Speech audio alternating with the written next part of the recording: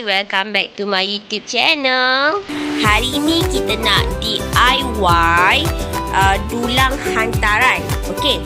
Jadi bahan-bahan yang korang perlukan adalah korang perlukan dulang macam ni. Okey, kita perlukan 2 ya. Okey. Selepas tu kita perlukan bunga. Okey. Kertas pembalut polystyrene.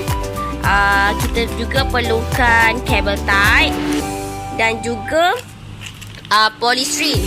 Okey, polystyrene ni kita dah siap balut guna kertas bunga ni ya. Okey, bila korang dah siap balut, dia akan jadi macam ni lah. Okey, jadi jom kita mulakan sekarang. Okey, mula-mula sekali kita akan DIY dulu dulang kita macam ni. Okey, kita cantumkan dulang kita macam ni. Okey, kau nampak kan? Okey.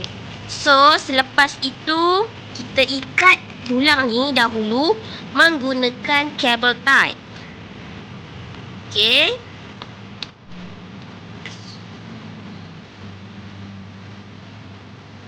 Kita ikat dulu dengan menggunakan kabel tie ya.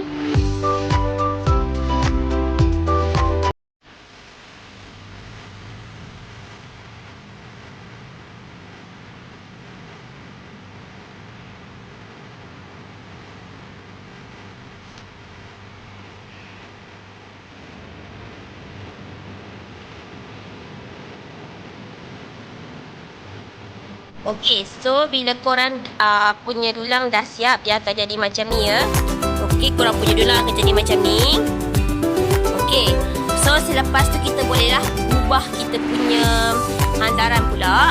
Okey, korang ambil polystyrene yang dah siap dibalut. Okey, dan korang gamkan di atas dulang ni. Okey, korang gamkan.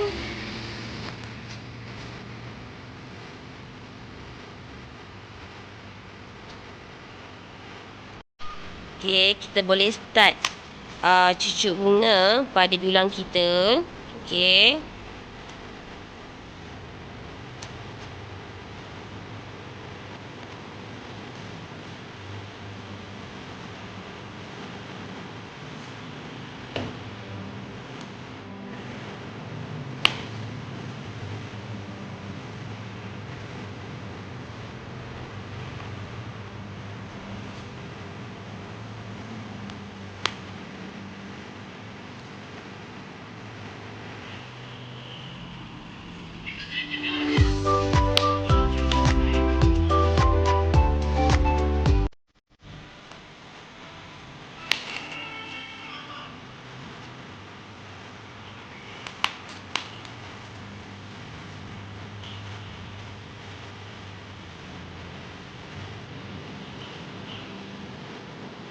Okey korang, di awal dulang hantaran kita dah siap. Okey, dan korang jangan lupa subscribe tau.